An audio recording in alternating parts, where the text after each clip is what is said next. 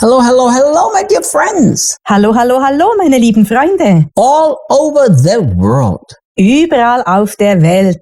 It is amazing that we reach people on 6 continents. Es ist wunderbar, dass wir Menschen auf 6 Kontinenten erreichen. So many tens of thousands of people. Viele Zehntausende von Menschen. So look what Paul continues to say. Schau, wie Paulus fortfährt. So after he tells him, I have more than enough and I'm abundantly satisfied. Nachdem ihnen also gesagt hat, ich habe mehr als genug und ich bin mehr als zufrieden, Shouldn't he say, guys, send no more? sollte er dann nicht sagen, Leute, schickt, nichts mehr. But he doesn't. Aber das tut er nicht. Look the next sentence. Schau dir den nächsten Satz an. For I have received the gift that you sent by Epaphroditus. Denn ich habe die Gabe empfangen, die ihr durch Epaphroditus geschickt habt. What a name, huh? Was für ein Name. And I always thought Brazilians have strange names. Und ich dachte immer, Brasilianer hätten seltsame Namen. And look what he says regarding the financial gift that they sent him. Schau, was er über das Geldgeschenk sagt, welches sie ihm geschickt haben. He said, and viewed it as a sweet sacrifice, Er sagt und betrachtete es als ein süßes Opfer, perfumed with the fragrance of your faithfulness, parfümiert mit dem Duft eurer Treue, which is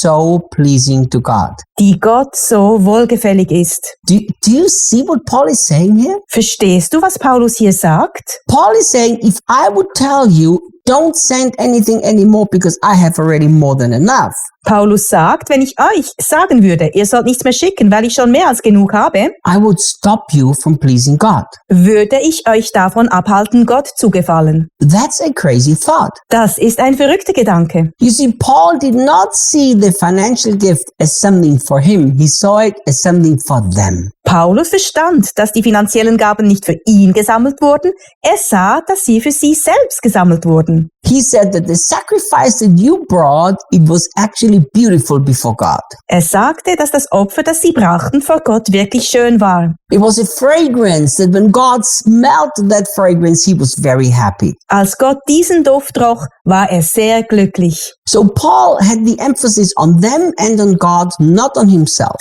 So legte Paulus die Betonung auf sie und auf Gott, nicht auf sich selbst.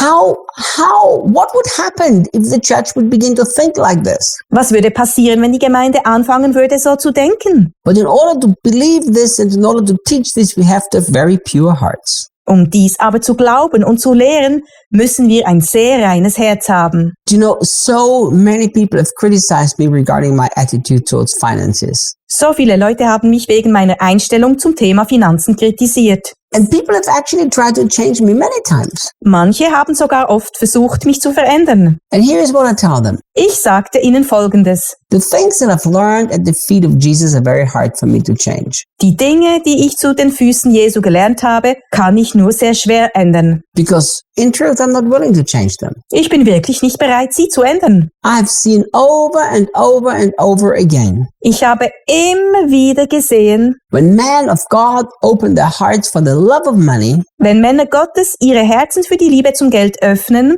how they lose the most precious thing, their intimacy with Jesus. verlieren sie das Wertvollste, nämlich ihre Intimität mit Jesus. So this is why I guard my heart very carefully. Aus diesem Grund hüte ich mein Herz sehr sorgfältig. And this is why for many years I stayed away from teaching this truth. Deshalb habe ich mich viele Jahre lang davon ferngehalten, diese Wahrheit zu lehren. Because I felt so sorry for Christians who have been abused spiritually. Weil ich so viel Mitleid mit Christen hatte, die geistlich missbraucht worden sind.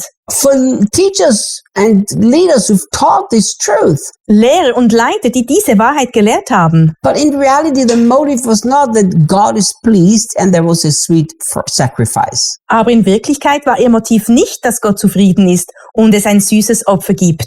The motive was that we need money to pay the bills. Das Motiv war, wir brauchen Geld, um die Rechnungen zu bezahlen. See, once we understand that God is the one who takes care of us, Sobald wir also verstehen, dass Gott derjenige ist, der sich um uns kümmert, then what happens? was passiert dann? We can teach any spiritual truth with a pure heart. Wir können jede geistliche Wahrheit mit einem reinen Herzen lehren. So look, Schau, their financial support of Paul had two things, ihre finanzielle Unterstützung für Paulus hatte also zwei Dinge, two aspects. zwei Aspekte. First of all, it was a seed, and which meant they will always reap what they sow. Erstens, es war eine Saat, das heißt, sie werden immer ernten, was sie gesät haben. Secondly, Zweitens, it was pleasing to God. sie war Gott wohlgefällig.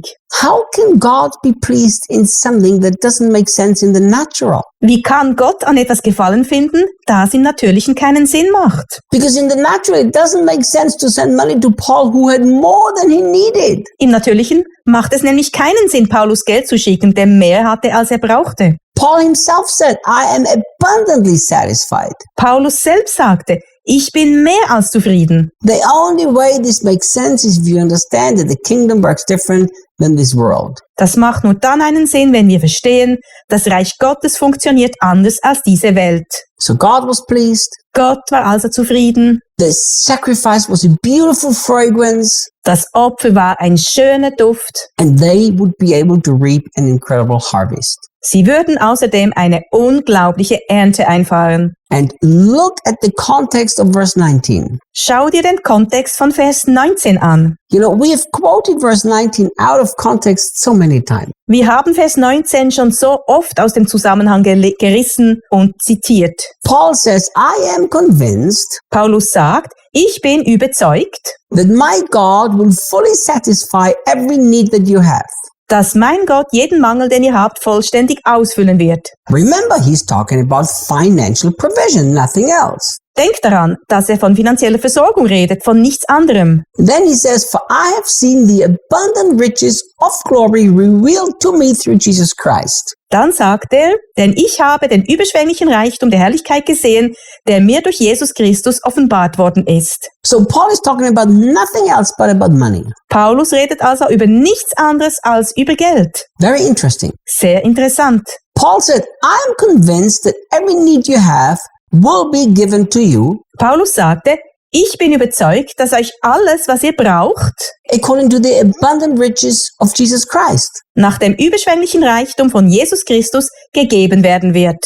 So what have people done? Was haben die Menschen also getan? People have taken verse 19 out of context and said, Sie haben Vers 19 aus dem Zusammenhang gerissen und gesagt, God will provide all of my needs Gott wird mir alles geben, was ich brauche, according to his riches in glory. nach seinem Reichtum der Herrlichkeit.